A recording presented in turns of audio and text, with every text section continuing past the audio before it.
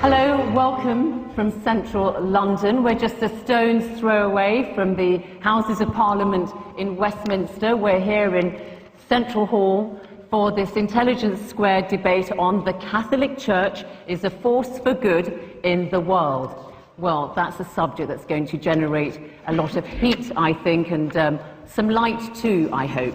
I'm delighted to be chair of this debate. We have a panel which includes some of the most provocative, intelligent and stimulating commentators and practitioners on the subject. Arguing for the motion, the Archbishop of Abuja in Nigeria, John Onaiyekan, the British Conservative MP, Anne Widdecombe. Arguing against the motion, the actor, broadcaster and author Stephen Fry, and the journalist and commentator Christopher Hitchens. Well, our first speaker is John Onaiyekan, His Grace, the Archbishop of Abuja, the capital of Nigeria. And His Grace is one of Africa's best known, most respected commentators of the Church, the Catholic Church. So please make your way to the podium, speak at the microphone.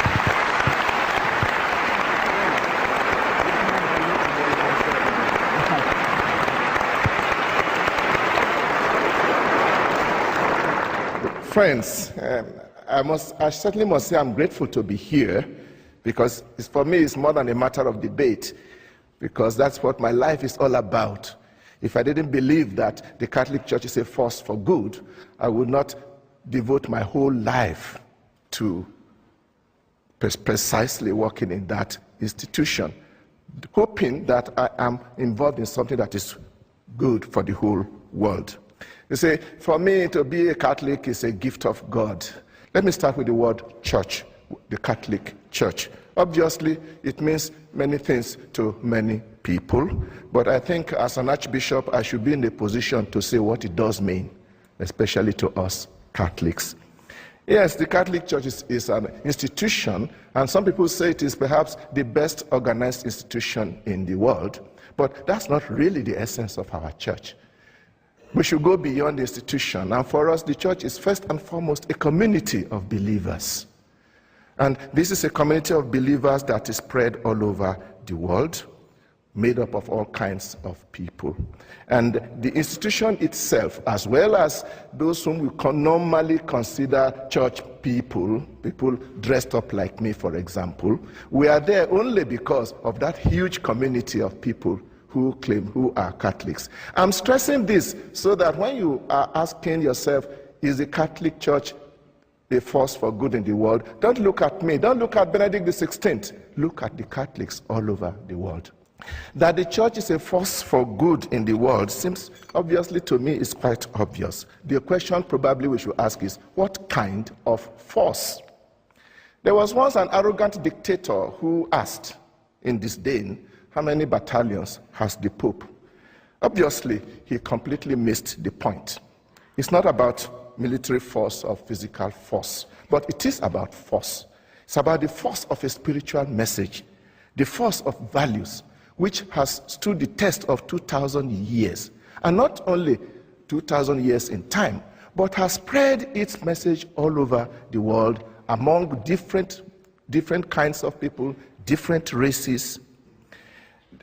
We must also not forget the sheer weight of the number of Catholics. I have checked the statistics, and we are told that now we have about 1.2 billion Catholics all over the world, out of a population of 6.6 billion, 17.3%. And these are young, these are made up of all categories of people, young and old, women and men, peasant farmers and high-tech professionals, simple citizens, and even heads of states and world leaders.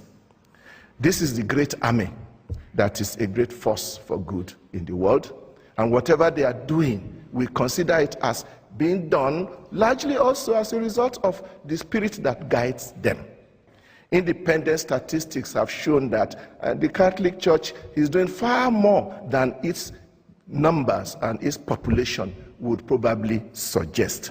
The action of the church is most significant in communities that are reduced to poverty and misery by human neglect and sometimes by hostile environments.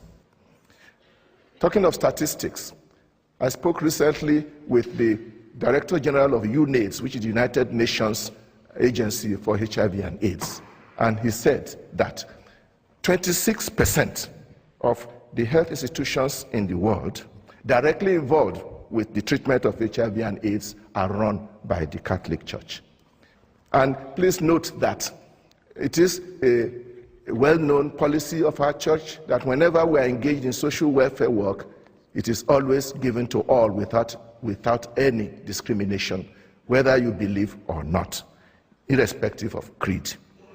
Indeed, it is an integral part of our faith that our church is made up of saints and sinners. We are all struggling towards that perfection which Jesus asked us all to first follow. Nor am I denying that the Catholic Church has always and everywhere done excellent things, even sometimes in high levels. But this again only proves that we are in this world. Even the late Pope John Paul II had no difficulty at all in admitting the mistakes that people who claim to be Catholics and working in the name of the church have done in the past, and even apologized. And such gestures of apology is very rare in our world today.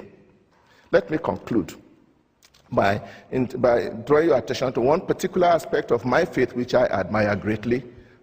We are very open to dealing and moving and collaborating with others. And I think this is very important for the world of our days. We are talking of the world of today. We need more and more effort to link hands across all divides so that we can manage to make our planet a better place. A world of justice and peace. Is there still anybody here who still doubts whether the Catholic Church is a force for good in the world? Thank you very much.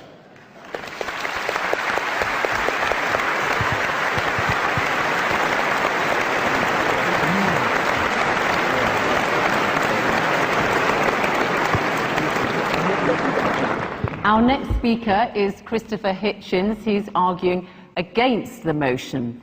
He is a writer, journalist, and commentator, particularly well known for his trenchant and views and very original thinking. So, Christopher Hitchens, let us hear what you have to say. Your time starts now. Please make your way to the podium.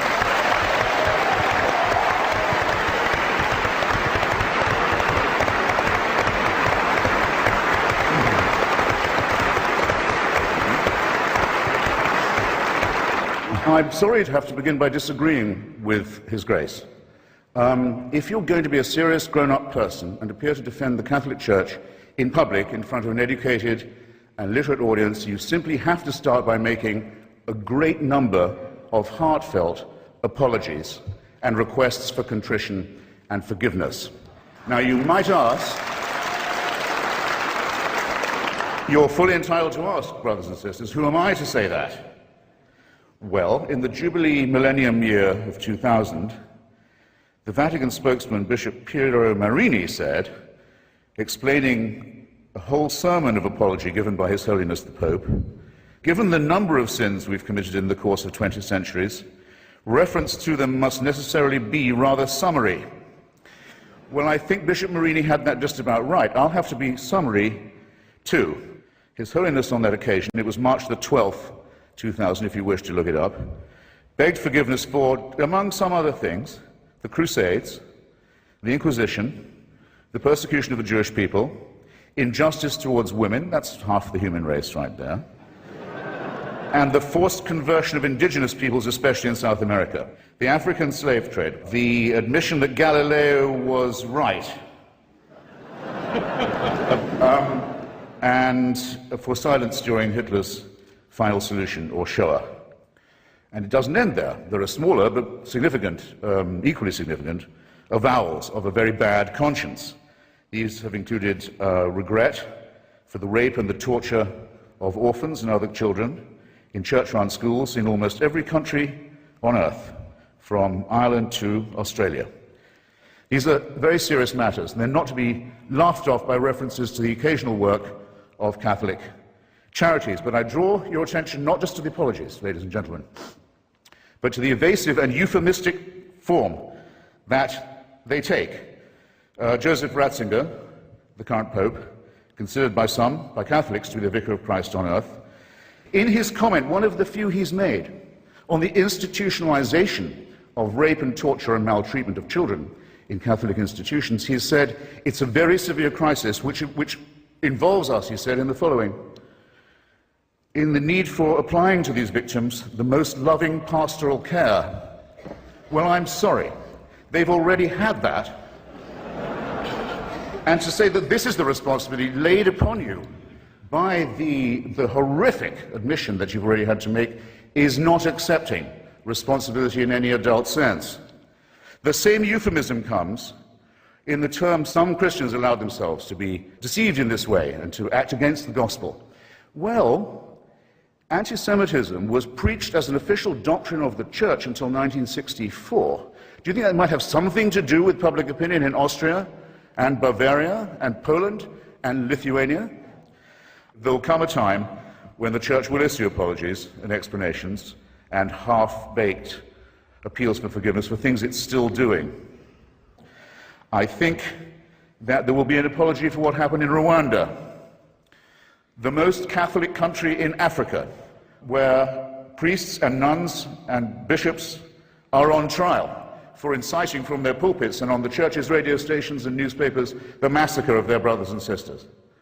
Staying in Africa, I think it will one day be admitted with shame that it might have been in error to say that AIDS is bad as a disease, very bad, but not quite as bad as condoms are bad, or not as immoral in the same way. I say it in the presence of His grace, and I say it to His face. The preachings of His church are responsible for the death and suffering and misery of millions of His brother and sister Africans, and He should apologize for it. He should show some shame.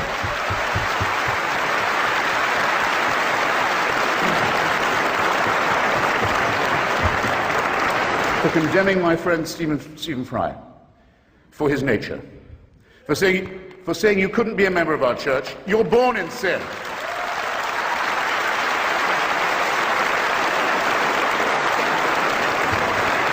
He's not being condemned for what he does, he's being condemned for what he is. You're a child made in the image of God. Oh no, you're not. You're a faggot. And you can't join your church and you can't go to heaven. This is disgraceful. It's inhuman. It's obscene. And it comes from a clutch of hysterical, sinister virgins who've already betrayed their charge in the children of their own church. For shame, for shame. I don't wish any ill on any fellow primate or mammal of mine, so I don't at all look forward to the death of Joseph Ratzinger. I don't. Or any other pope, not really. Except for one tiny reason which I ought to confess and share with you. When he dies, there's quite a long interval till the conclave can meet, and for that whole time, that whole interval, it's a delicious, lucid interlude, there isn't anyone on earth who claims to be infallible. Isn't that nice? All I want to propose in closing is this, that if the human species is to rise to the full height that's demanded by its dignity and by its intelligence, we must all of us move to a state of affairs where that condition is permanent, and I think we should get on with it. Okay, thank you for having me.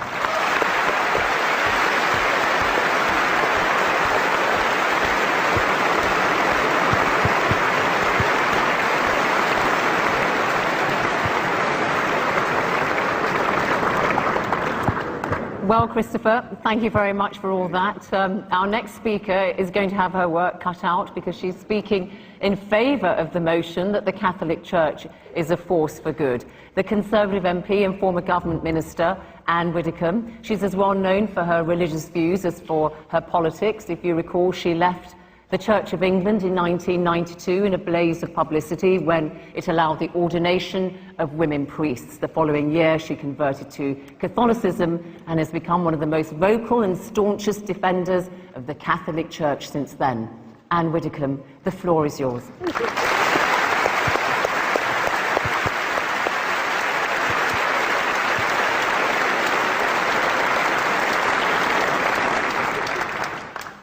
If a apologies are due tonight.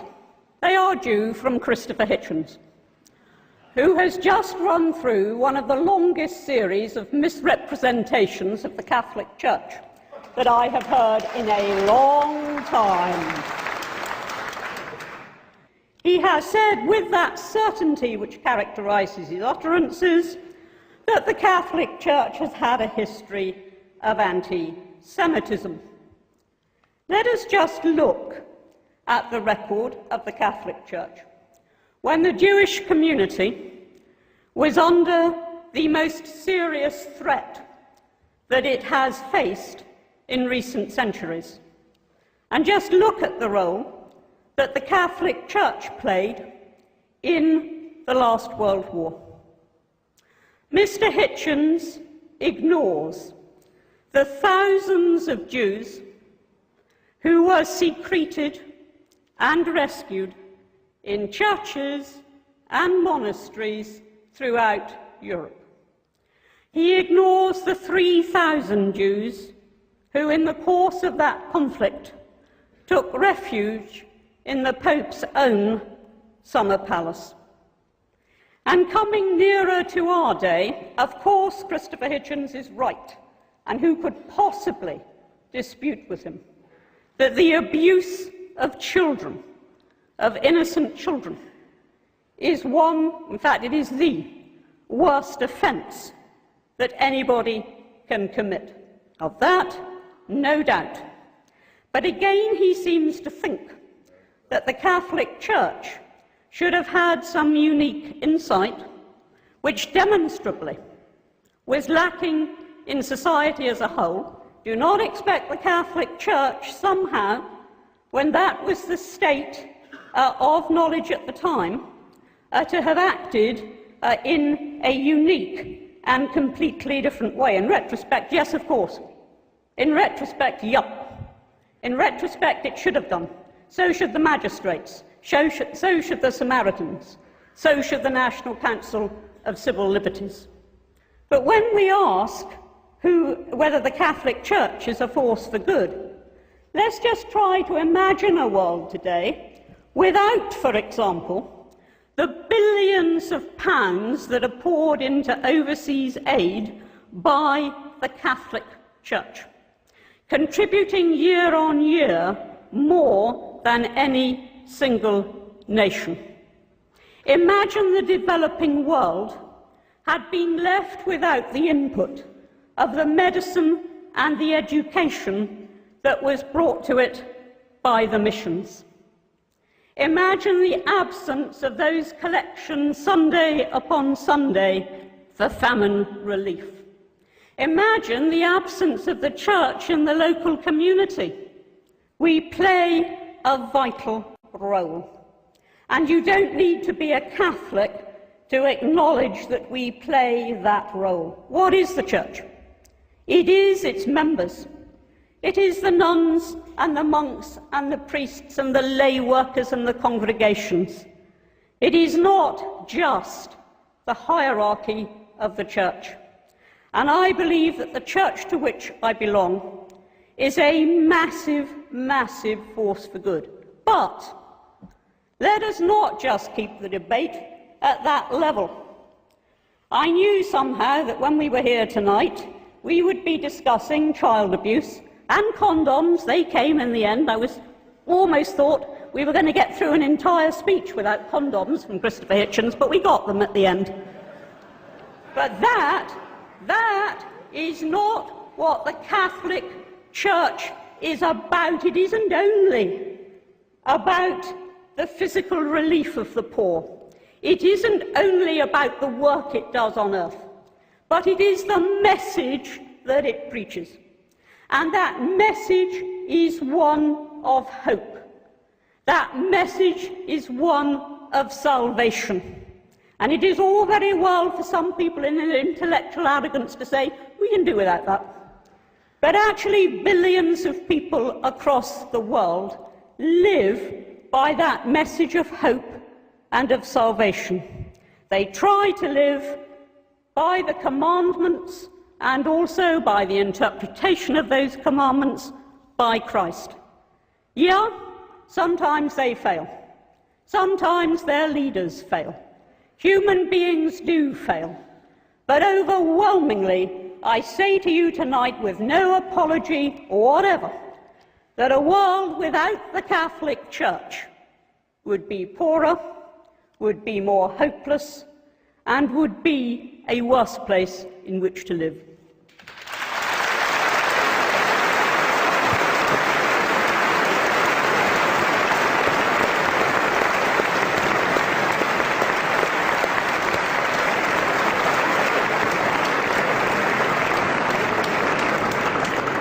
Well, thank you very much indeed, Anne Widdecombe. And our final speaker is against the motion, Stephen Fry, a bit of an all-rounder really. Stephen can turn his hand to many things. Stephen, let's hear your views.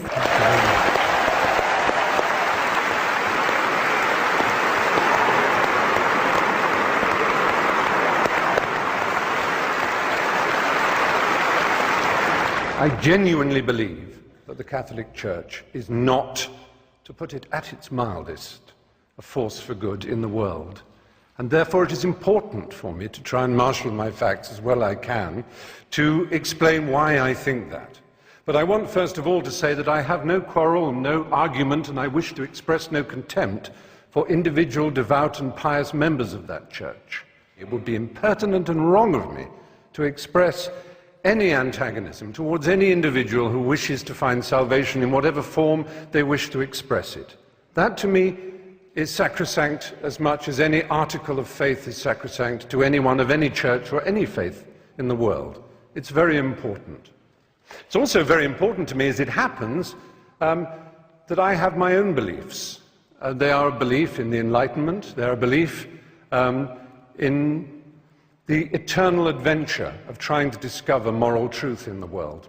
And there is nothing, sadly, that the Catholic Church and its hierarchs likes to do more than to attack the Enlightenment. It did so at the time.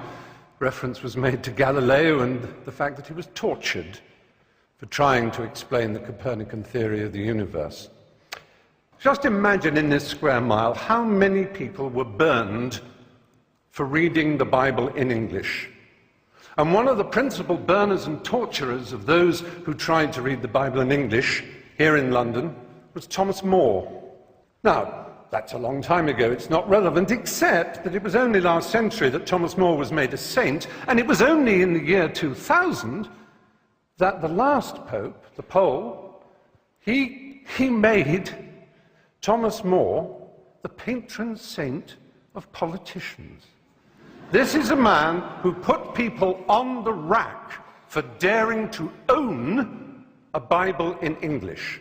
He tortured them for owning a Bible in their own language. The idea that the Catholic Church exists to disseminate the word of the Lord is nonsense. It is the only owner of the truth for the billions that it likes to boast about, because those billions are uneducated and poor, as again it likes to boast about. It's perhaps unfair of me as a gay man to moan that this enormous institution, which is the largest and most powerful church on earth, has over 1 billion, as they like to tell us, members, each one of whom is under strict instructions to believe the dogmas of the church, but may wrestle with them personally, of course. It's hard for me to be told that I'm evil, because I think of myself as someone who is filled with love, whose only purpose in life was to achieve love, and who feels love for so much of nature and the world and for everything else. We certainly don't need the stigmatization, the victimization that leads to the playground bullying when people say you're a disordered, morally evil individual. That's not nice. It isn't nice.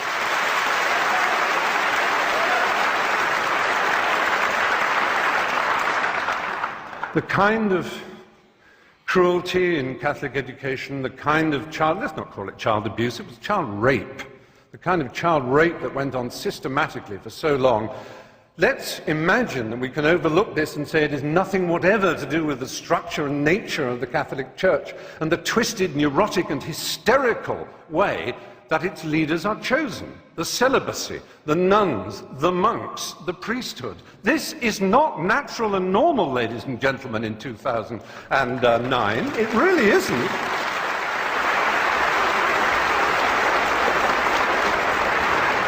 I have yet to approach one of the subjects dearest to my heart. I've made 3 documentary films on the subject of AIDS in Africa. My particular love is the country of Uganda. It's one of the countries I love most in the world.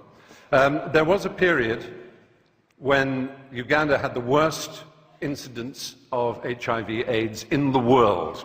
But through an amazing initiative called ABC, abstinence, be faithful, correct use of condoms, those 3, I'm not denying that abstinence is a very good way of not getting AIDS. It really is. It works. So does being faithful. But so do condoms. And do not deny it. And this Pope, not satisfied with saying condoms are against our religion, please consider first abstinence, second being faithful to your partner, he spreads the lie that condoms actually increase the incidence of AIDS. He actually makes sure that aid is conditional on saying no to condoms. I have been to, there's a hospital in Bwindi in the west of Uganda where I do quite a lot of work. It is unbelievable, the pain and suffering you see. Now, yes, it is true, abstinence will stop it. It's the strange thing about this church. It is obsessed with sex. Absolutely obsessed. Now they will say, we with our permissive society and our rude jokes are obsessed. No, we have a healthy attitude. We like it, it's fun, it's jolly, because it's a primary impulse. It can be dangerous and dark and difficult. It's a bit like food in that respect, only even more exciting. The only people who are obsessed with food are anorexics and the morbidly obese. And that, in erotic terms, is the Catholic Church in a nutshell.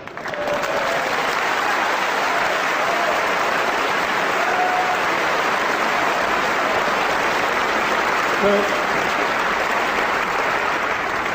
do you know who will be the last person ever to be accepted as a prince of the church? The Galilean carpenter, that Jew. They would kick him out before he tried to cross the threshold. He would be so ill at ease in the church. What would he think? What would he think of St. Peter's? What would he think of the wealth and the power and the self-justification and the wheedling apologies?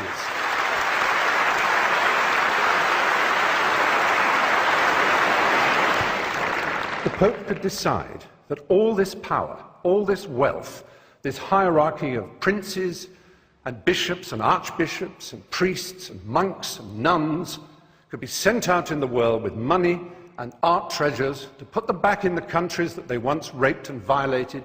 They could give that money away and they could concentrate on the apparent essence of their belief. And then I would stand here and say the Catholic Church may well be a force for good in the world. But until that day, it is not. Thank you.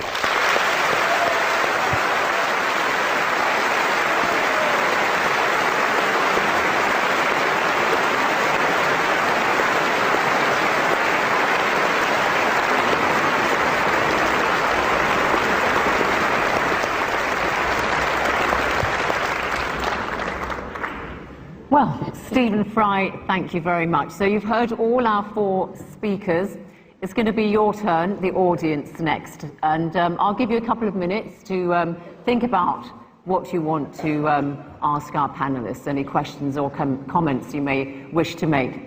Because I'm going to give you now the result of that vote that you all gave when you were coming in here to Central Hall.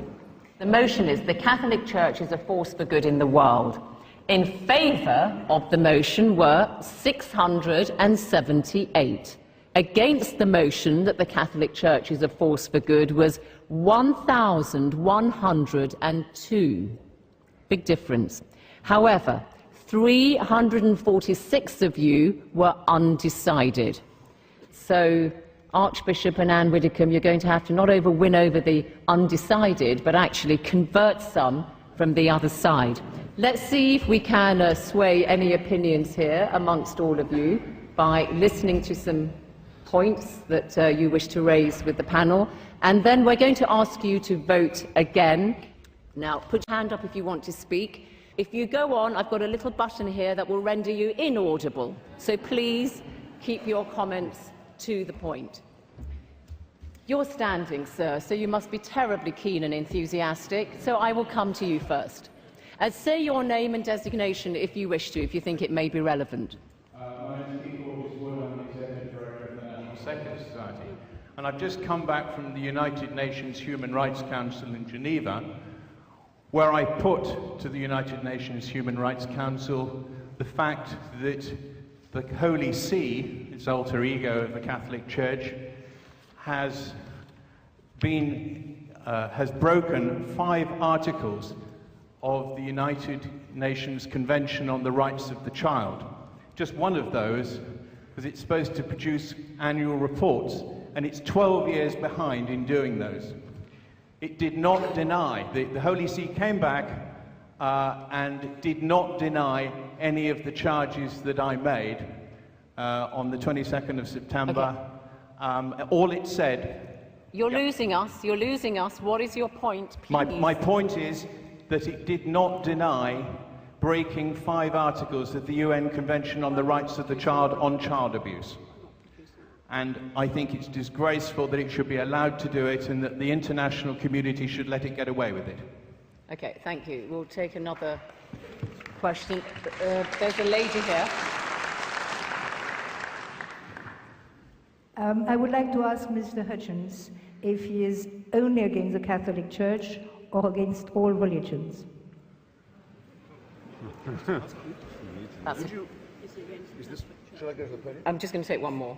No, just stay here. Okay, anybody upstairs? Can I see? I'm sorry, the lights are in my eyes. Hi there. This is a question for Christopher Hitchens. Many people today feel that we're really living in some kind of moral crisis, and you can see that all around us. Now, if one thing that the Catholic Church does do for good, in my opinion, is give us the 10 Commandments, a very basic, obvious way of giving us some kind of moral guidance. Would you not agree with that?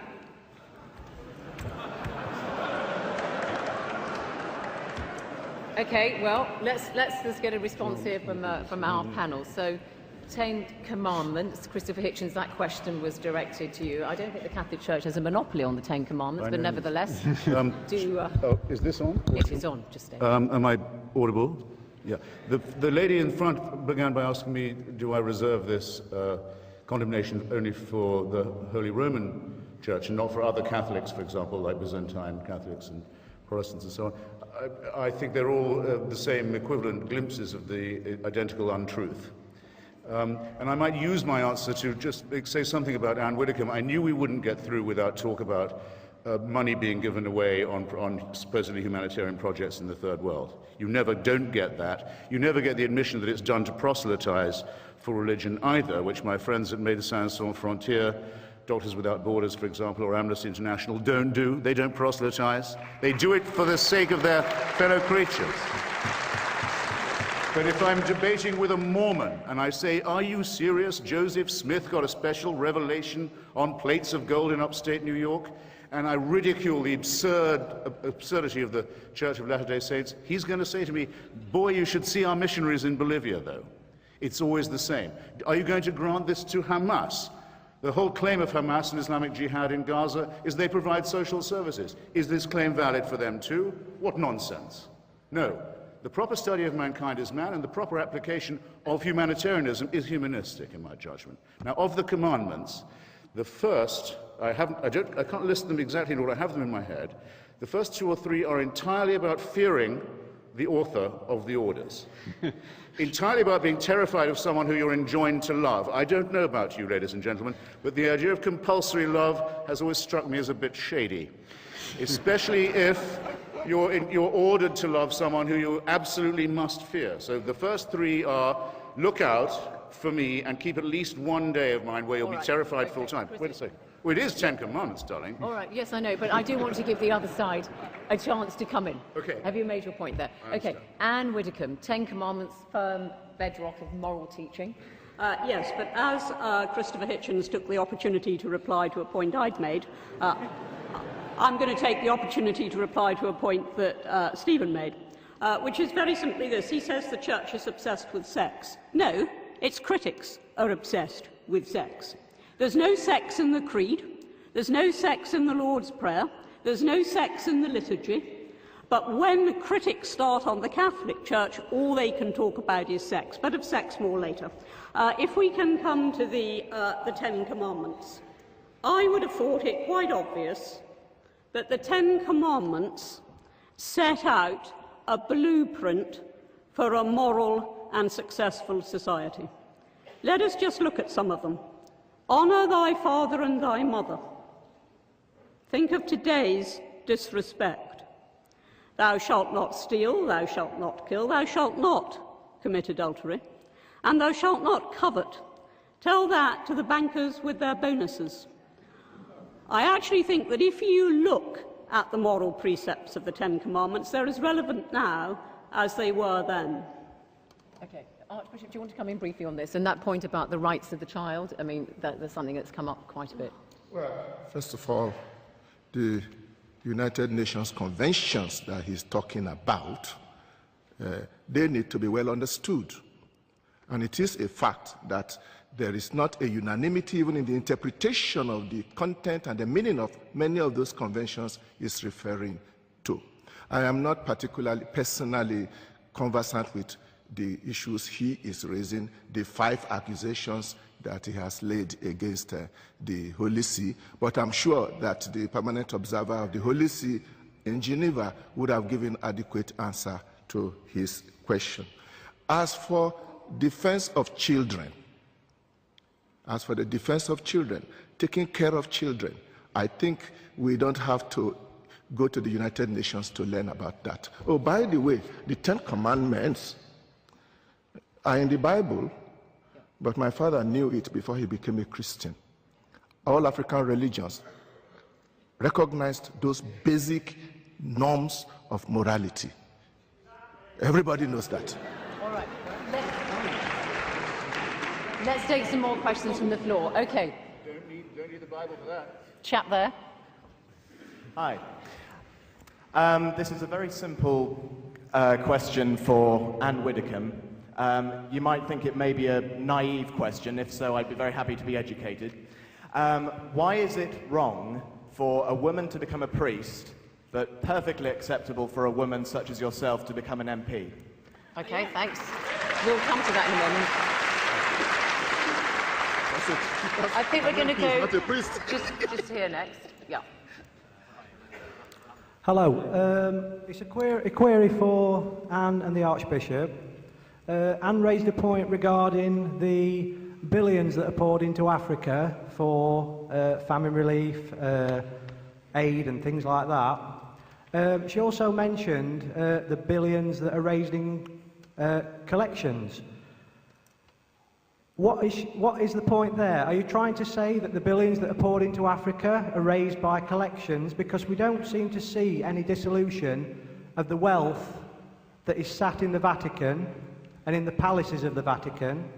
And coupled with that, I respect your faith, I respect the message you give, but why, to pass that message on, do you need the finery that you wear? Do you need the palace of the Vatican? Okay.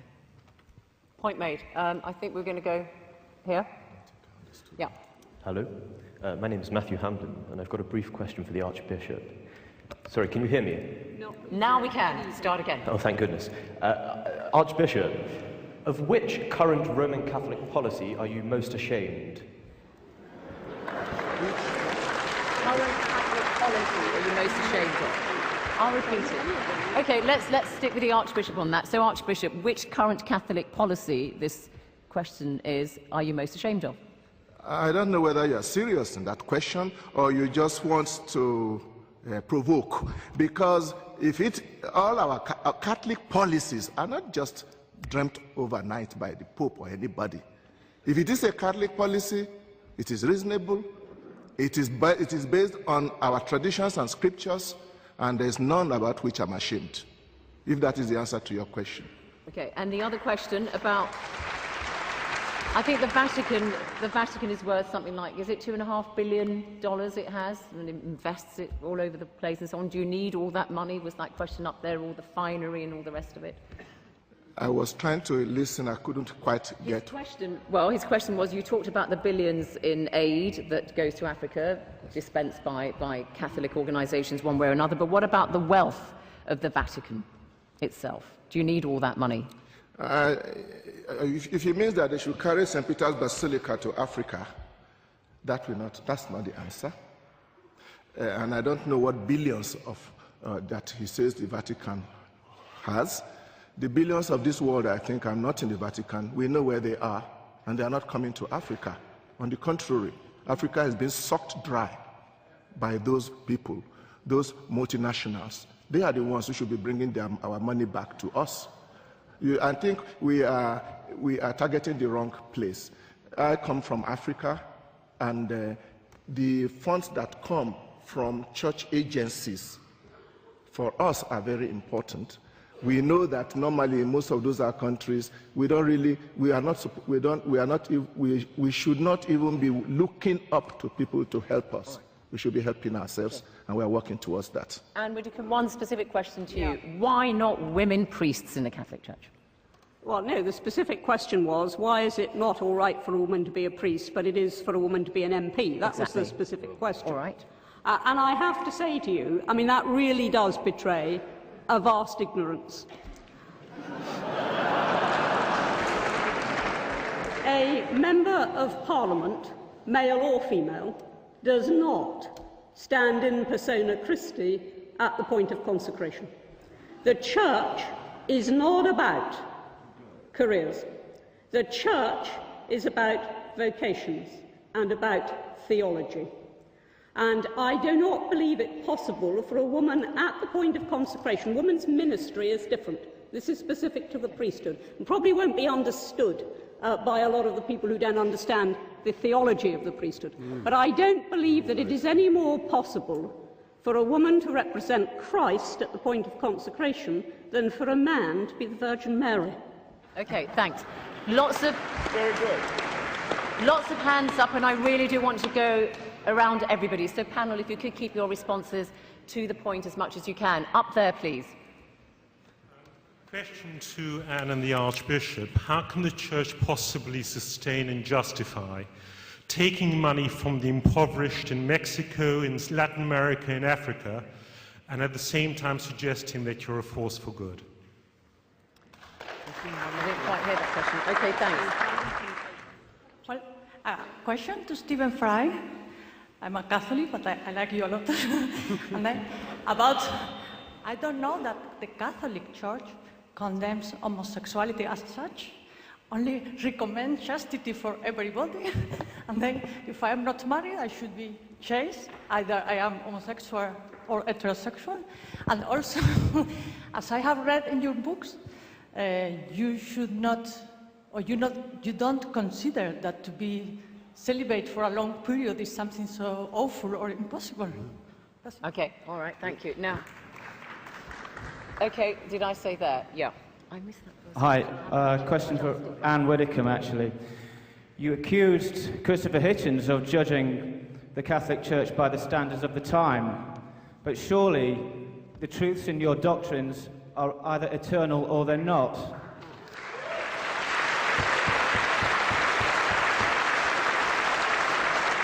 Okay.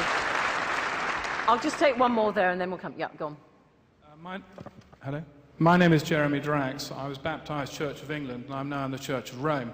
Of all the speakers here tonight, I endorse 100% what Stephen Fry has said. In our church, we do not reject anyone. The life of Christ was a life of service, a life of sacrifice, and a life of generosity. He did not spend it with the rich, the powerful, those with nice clothes and refinery. He spent it with the down and outs, the poor, the sick, those who were rejected by society.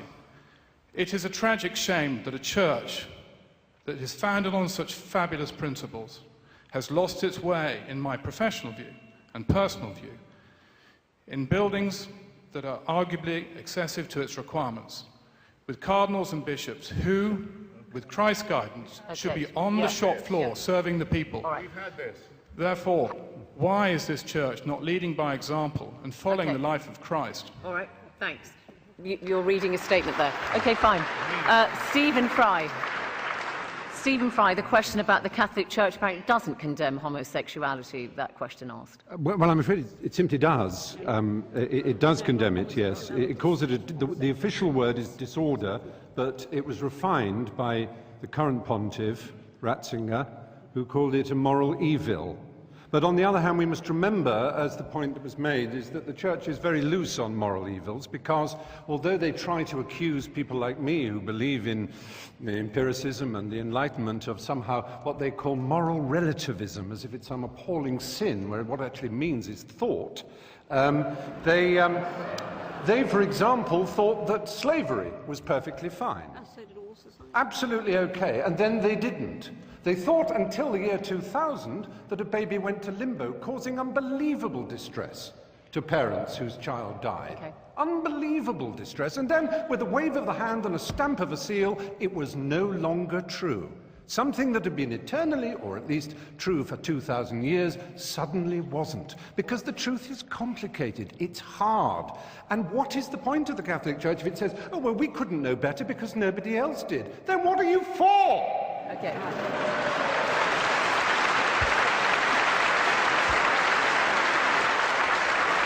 And yeah, and the question about eternal truth as well, if we could, yeah. I think it is high time. I didn't want to get into too much theology tonight, but I think it's high time that this interpretation of limbo by Stephen Fry was questioned. Now, I actually went to a Catholic school. I absorbed Catholic doctrine. I was certainly taught about limbo, and I don't actually recognise Stephen's description of it. Because it wasn't for all eternity. What limbo was simply, and I do appreciate that to most people this won't matter, but it just needs answering. What limbo was straightforwardly a place where they waited for the second coming. That is all. It's a long wait. Long wait, yeah, long wait. And Archbishop, can you just clarify for us on this thing about homosexuality? The Catholic Church condemns the act but not the individual. Did Jesus Christ himself actually say anything about homosexuality? I don't think he did. That is a wrong question in this regard.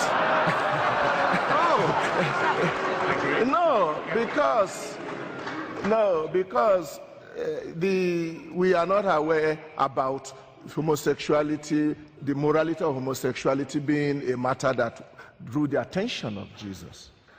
But Jesus certainly spoke about the Ten Commandments and adultery. But to come to the position of the Church of homosexuality, it recognizes there are people who have homosexual tendencies, and they even consider themselves as such. But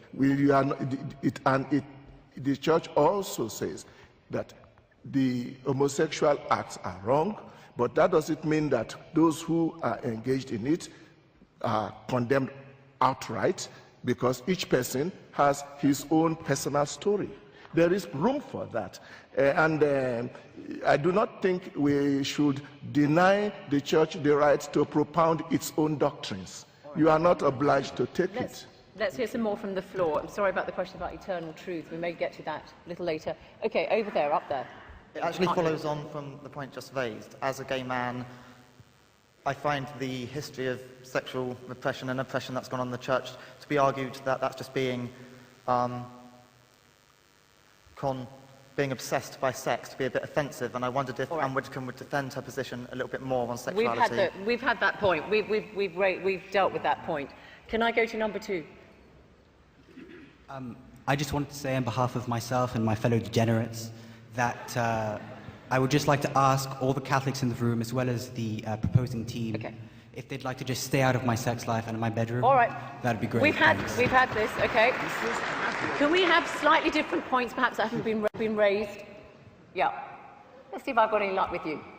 Yes, hello. This is a point specifically to the Archbishop. He spoke about his father and how before becoming a Christian, his father had a basic grasp of the Ten Commandments from the society that he lived within. He seemed to use this as a point to prop up his own argument. I would argue the contrary. Surely, if people have a grasp of basic morality without the dogma, the doctrine of the church, then everything good, all the humanitarian aid, all the great work that the church has been doing that you've spoken about, surely that's not the church, that's just people that happen to be under this umbrella of the church. It's the people that are doing it, not the dogma of the church. Here. I'm going to take that as a point rather than a question. Could the young lady with the spectacles, yeah. Yeah, talking about sort of the humanitarian aspect of what's done, I was just wondering if Stephen Fry and Christopher Hitchens felt that perhaps there would still be the same amount of aid and the same amount of concern for sort of people in Africa that do need our help without sort of this emotional, spiritual blackmail that perhaps the Catholic Church can be guilty of. Okay, we'll come to that. Any supporters of the Catholic Church? Because so many of you, sorry, I'm not showing bias, but just to spice things up. Wait till the microphone gets to you. Yeah, at the front, she's not put her hand up. Sit here, I'm looking at the word intelligence, and I think behind the word intelligence is reason. I thought that this discourse was going to be about intelligence and reason, and not about emotion, whipping up emotions. I want to ask Hitchens and Fry. You try to put the blame of the Jewish Holocaust and the slave trade squarely on the shoulders of the church. Are you sure of that position? Okay. Just pass the microphone to the sister next to you, please, because I think you had your hand raised, and then we'll come to the panel. I am a Reverend sister and a nun. I just want to say that our life is based on the life of Jesus Christ, not on emotion or based on the way the world is going. So I thank all the people who are listening, and I think the message we are getting here will lead us to live a good life. That's why myself, sitting here listening to the talk, I think it is good that we focus our attention on the life lived by our Lord Jesus Christ. Thanks very and much. What our Archbishop trying to Thank you, sister. teach us. Thank you. Let me just take a couple more, actually, because so many hands in the air. Can we come... Yeah, just take your pick at the front there. Can you keep your points very brief? Because really, you're taking liberties too much, too long. Anne Widdecombe said there was no sex in the Lord's Prayer. In the world I inhabit, you don't become a father without sex being involved. All right, we'll take that as a point, as a comment. If you've got brief comments, okay, there, and then I'm going to come to the panel, don't worry. As is so often the case in these debates, the devil lies in the interpretation of single words in the motion. And the word is good. And it is, I think, one has to accept that if you have 1 billion followers, then it is an enormous force. But whether it's exercising its good now or it should change, Stephen Fry left the door open to us to see that if the Curia and the Pope admit that there needs to be change, then we would, I think, vote more favourably for the Church. Okay, thanks. Let's just get through some more comments. Okay, yeah, briefly, please, briefly. Thank you. As somebody who spent 38 years of her life as a Catholic and then Start saw the again, light. start again. Sorry, we didn't hear. I spent 38 years of my life as a Catholic and then I saw the light. And my life now is going back and forth to Africa, and next month I go to Uganda, and I'm working on trying to stop mothers dying in pregnancy and childbirth. What I'm saying is, please, please, reverse the rule on condoms and family planning and contraception and save more lives. Save thousands and thousands of lives. Closing statement, because we're running out of time. We will do one briefly. No, we will, all of you, because they need... okay, where is the microphone? 3 minutes. Microphones, yeah. Okay, just let's keep this moving. Briefly, please. Yes, very I will ask briefly, you that next. as a Catholic, I'm actually very pleased to be here this evening to hear two sides of a very important argument. And the positive thing I take away is that the Catholic Church can take the opportunity to reflect upon these comments, and that we look for the future. And it's by actually accepting these comments and by looking for a way forward that the Church can actually grow and have a more important part of the world. All right. Thank you. Up there. You're going to have to address all these points in your closing statement. Hello, this is a question for Stephen and Christopher.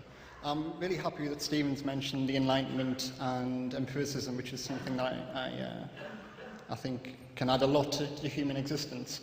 I'm just wondering what your thoughts on the monopoly of a certain type of sensation that religion seems to have on the existence of God is obviously put down to a particular sensory experience, and also the further impingement religion is having upon empiricism, in particularly the United States, on things like intelligent design and these arguments. Thank you. Yeah, briefly. Okay, very, very quickly, like 15 seconds, everybody. Yeah.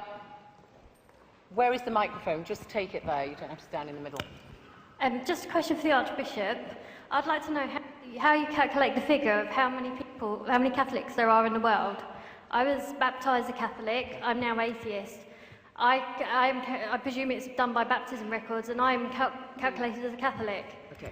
And why can I not now disassociate myself from the Church? All right. I'm sorry, everybody. Can't really take any more questions. Can't take any more questions from the panel. What I propose is this. You've heard the points that are raised. Some of them were comments, some of them were questions. You're going to have a few minutes to make your closing statements. Please incorporate these questions that you heard in your closing statements, because audience, I want you to vote again. Now, for those of you who are watching at home, if you'd like a briefing booklet on some of those issues that you've heard raised today, then please go to www.intelligencesquared.com and you can download that booklet. Anybody can do it, and it's absolutely free. Okay, so everybody is doing that. So while you're all doing that, it's going to take a little bit of time. We're going to hear the closing statements incorporating some of the points that you, the audience, raised, and we're going to do it in reverse order this time. And it's going to be Stephen Fry first. Well, it's been a really interesting debate, and I've loved some of the questions from the floor. I suppose I'm slightly disappointed that Anne Widdecombe in particular should say, oh, I knew they'd bring up condoms and child rape and homosexuality. It's a bit like a burglar in court, so you would bring up that burglary and that manslaughter. You never mention the fact I give my father a birthday present.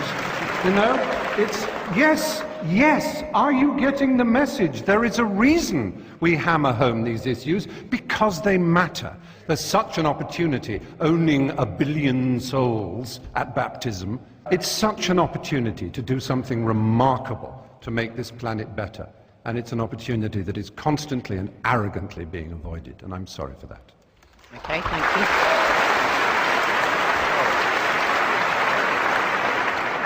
Final statement from Conservative MP Anne Widdecombe for the motion that the Catholic Church is a force for good in the world. Right, we have had all the usual stuff about how the Catholic Church, being against condoms, has apparently caused untold misery.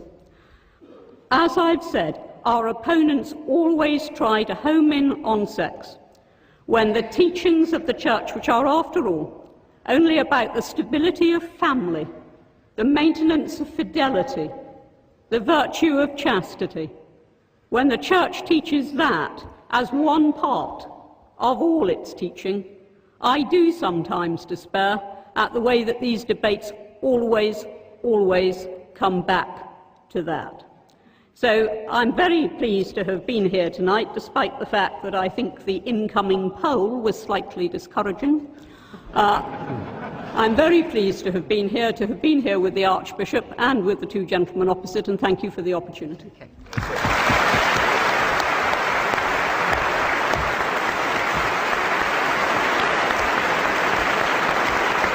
Against the motion, Mr. Hitchens. Unanswered questions. Amazing. No one, though they were asked repeatedly, would say whether they thought Stephen Fry, my friend, was in a state of mortal sin or not. They wouldn't tell you. Something about the question brought out their inner coward. Well, I say that homosexuality is not just a form of sex, it's a form of love, and it deserves our respect for that reason. That when my children were young, I'd have been proud to have Stephen as their babysitter, and I'd told them they were lucky. And if anyone came to my door as a babysitter wearing holy orders, I'd call first a cab and then the police.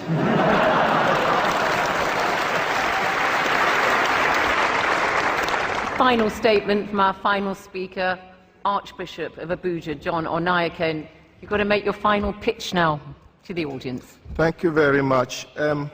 I just want to draw the attention of the audience back to the topic. And the topic is quite clear. The Catholic Church is a force for good in the world. It did not say it is the only source for good. It did not say it has always been a source for good. It's not in the past tense, it's in the present tense, is a source for good. I still have not seen how they have in any way shown that the Catholic Church is not a force for good in the world. I can say all kinds of things about other people, but I think it is fair enough that when it comes to what does the church say about condoms, what does it say about homosexuality, what does we say about women priests, we need to take the trouble to find out exactly what it is saying, not what the newspapers are saying that we are saying. We never said that the Catholic Church is perfect. We continue to do our best to be as close as we can to Jesus Christ and what he wants us to be, and to constantly be a force for good in the world. And I thank you. Archbishop, thank you.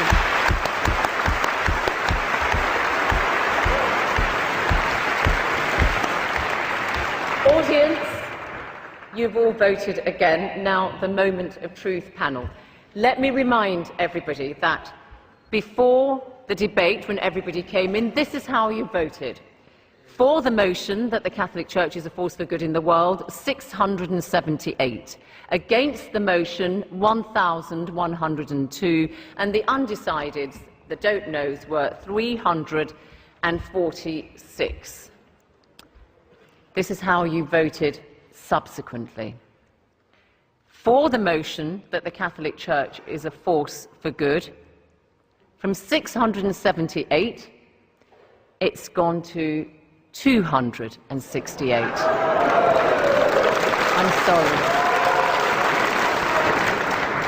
I'm sorry.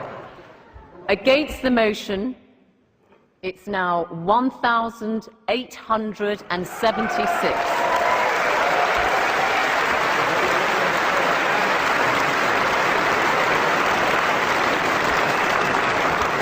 And you can see that doesn't leave very many don't knows. It's 34 undecided. So commiserations, Archbishop and Anne Widdecombe. Congratulations, Stephen Fry and Christopher Hitchens. Thank you all. From me, Zain Abidari, goodbye.